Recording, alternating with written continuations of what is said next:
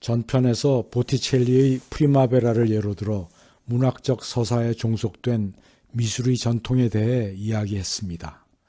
미처 보지 않은 분은 인상주의 시리즈 1편 프리마베라를 보고 오시길 권합니다. 이런 전통은 19세기 프랑스 주류 미술계에도 이어졌습니다. 장 레옹 제롬의 작품을 보시죠. 로마 시대 글래디에이터가 등장하고 관객들은 그를 향해 외치며 뭔가를 주문합니다. 그들이 원하는 것은 패배자를 제거하라는 거였죠.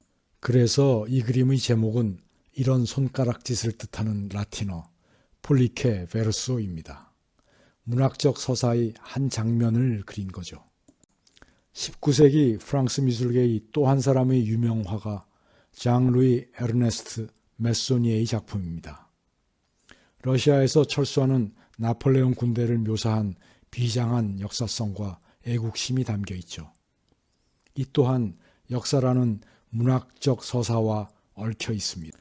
19세기의 프랑스 미술계는 권위 있는 미술교육기관인 에콜 데 보자르와 화가들의 거의 유일한 등용문인 살롱전을 통해서 이 같은 주류 미술의 전통을 유지하고 있었습니다. 레콜 데 보자르와 살롱전을 양대축으로 삼아 군림하던 당시의 프랑스 주류 미술을 가리켜 아카데미 미술이라고 불렀습니다. 현대의 대중들은 이들을 잘 모르지만 아카데미 화가들은 당시 미술 애호가들의 인기를 독차지하며 명성과 부를 쌓았습니다. 이들의 그림은 정교했습니다. 무늬에는 진흙탕이 된 러시아 벌판을 표현하기 위해서 자기 집에 물을 뿌리고 말을 지나가게 하면서 수백 장을 스케치했다고 합니다. 그들은 당시에 새로 나타난 젊은 화가들의 화풍이 못마땅했을 겁니다. 대중들도 아무런 서사적 메시지가 없는 이들의 그림을 경멸했습니다. 이런 일상적 모습들이 도대체 무슨 의미와 가치가 있어 그림으로 만드는 건지 이해하기 어려웠죠. 더구나 산업혁명 이후의 근대적 풍물과 뿌띠 부르주아의 모습에는 비장한 요소란 도무지 없었죠.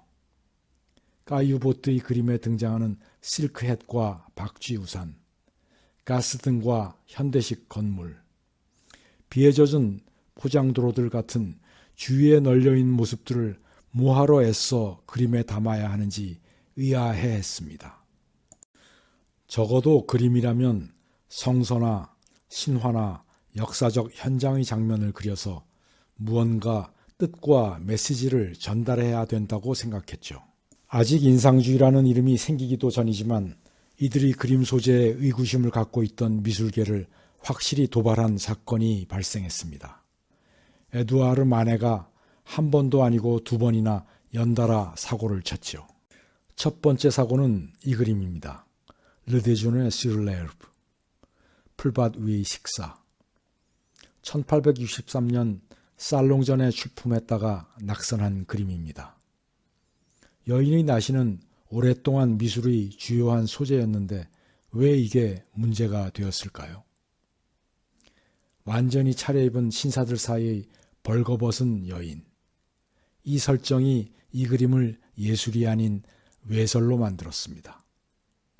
더구나 어느 누드화에서도 이 여인처럼 도발적으로 관객을 응시하는 경우는 없었습니다.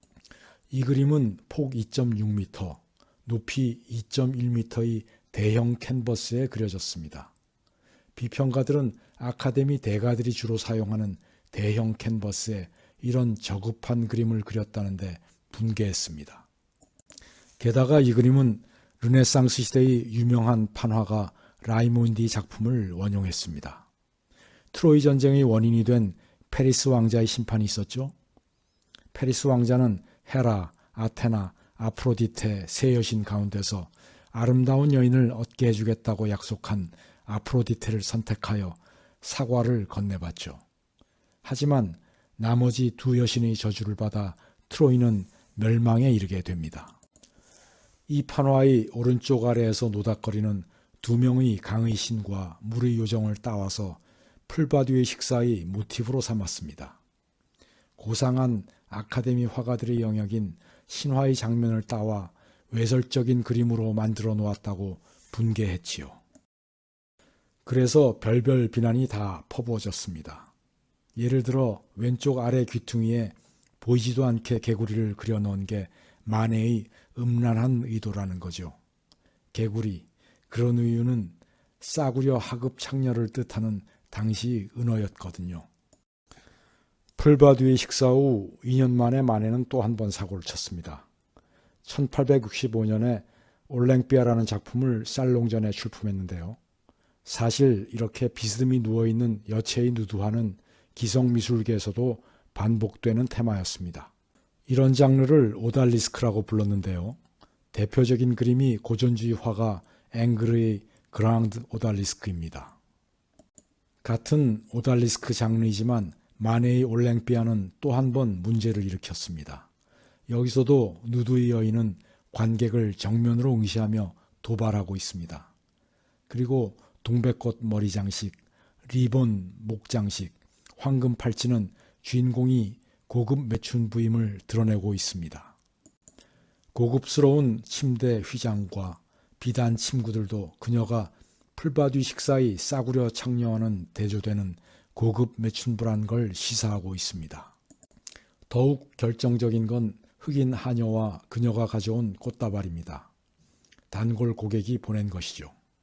게다가 고상한 다른 오달리스크들이 자연스러운 포즈로 여성의 음부를 감추는 데 반해 이 여인은 손바닥으로 음부를 가리는 노골적으로 망측한 짓을 하고 있습니다. 풀밭 위의 식사의 개구리와 같은 장치가 여기도 있습니다. 사람들은 오른쪽의 고양이 꼬리가 발기한 남성의 성기를 상징하는 것이라고 수군댔습니다. 고양이 샤는 여성의 음부를 뜻하는 은어이기도 했거든요. 연달아 이런 작품을 살롱전에 출품한 에두아르 마네의 의도는 무엇이었을까요? 수십 년 후 마르셀 듀샹은 기성미술에 도발한다는 분명한 의도를 가지고 변기를 출품하지만 마네에게는 그런 전위적 의도는 없었던 것 같습니다. 당시 시인 보들레르에게 보낸 편지를 보면 마네는 대중과 미술계의 비난에 몹시 괴로워하고 있거든요. 사실 마네는 평생 주류 미술계에서 인정받고 거기에 편입되려고 노력했던 인물입니다. 수많은 설이 있지만 마네의 의도는 수수께끼입니다. 하지만 마네의 두 작품이 미술사에 끼친 변화는 중요합니다. 고대부터 르네상스 그리고 19세기까지도 여성의 누드는 하나의 역사, 신화의 일부였습니다. 문학적 서사 안에서만 존재할 뿐 현실의 여성이 아니었죠. 헌데 그걸 마네가 살아 숨쉬고 있는 현실의 여인으로 19세기 파리 거리로 끄집어내 왔습니다. 르네상스 시대 티티안의 비너스도 앵그르의 오달리스크도 서사 구조 안에서만 존재하는 멀리 떨어져 있는 여인이었지만 마네는 거기에 현재성을 부여하였습니다. 당시 아카데미 그림에 물들어 있던 대중들은 이런 현재성을 불편하게 받아들였습니다. 일상성, 현재성을 끌어온 새로운 조류의 그림들을 아무런 메시지도 없는 몰가치한 미술이라고 여겼던 것 같습니다. 몰가치할 뿐 아니라 관객을 똑바로 쳐다보면서 도발하는 천박한 그림이라고 생각했습니다. 그런데 나중에 인상주의라고 불리게 되는 이 그룹은 여기서 한 걸음 더 나아갑니다. 태양의 빛을 그리겠다는 거였죠. 이로써 인상주의는 의도하지는 않았지만 미술을 전통적인 문학적 서사 구조에서 해방시키는 역할을 수행하게 됩니다. 미술사에서 인상주의의 가장 큰 의미는 미술을 문학으로부터 독립시킨 거라고 생각합니다.